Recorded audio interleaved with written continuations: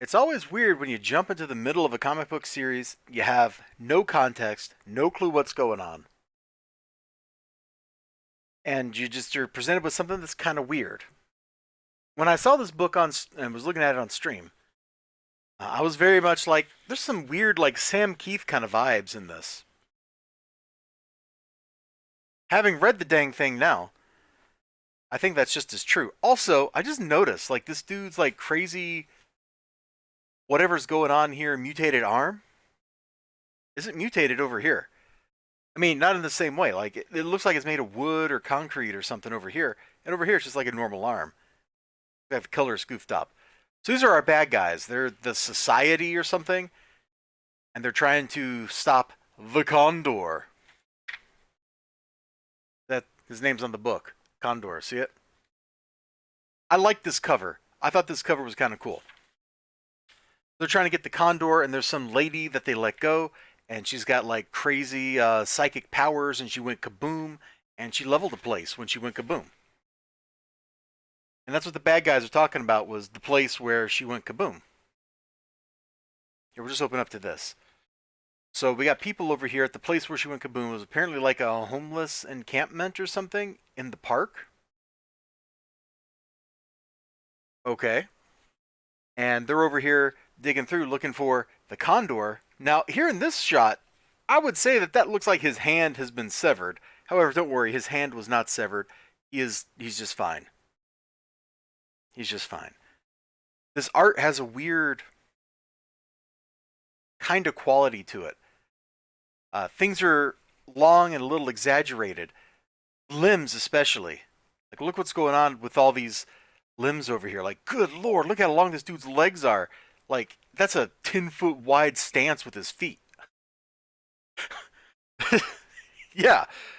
Apparently, everybody in this park where this encampment was, apparently everybody is actually, I'm turning another light on.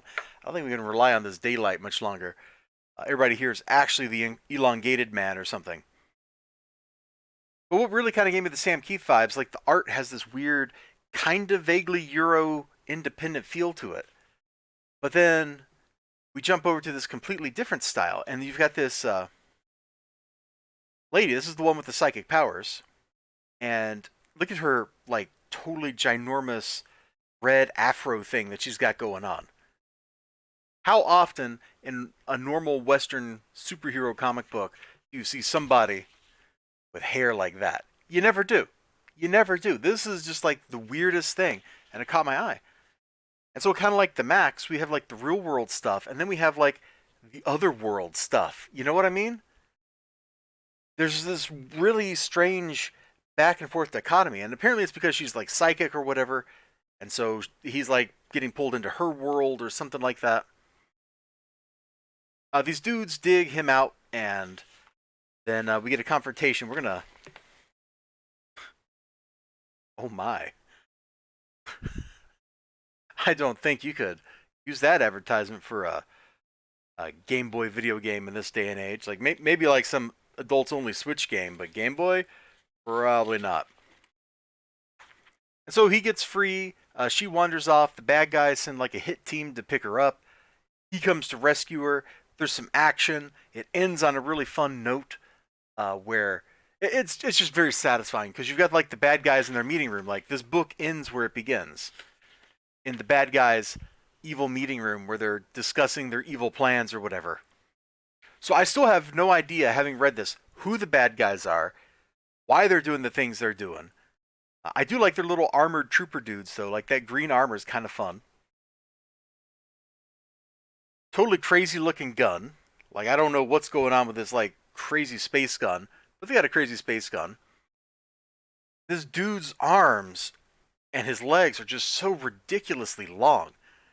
The proportions on some of these characters just ludicrous. And you could go, oh, well, shouldn't they be more realistic? And yeah, maybe they should be more realistic. But I'll tell you, the proportions are kind of fun. It gives everything way more of a sense of motion, of fluidity than it might otherwise have. I don't know that I would like say this was a great book, but just looking at the art and kind of getting the feel and the vibe from it was a whole lot of fun. If you happen to see Black Condor number 6 for free, you know, or for 50 cents or whatever, maybe you should go for it. Give it a try. Who knows? You might end up liking it. Well, take care of yourselves. You have a great day. Bye bye.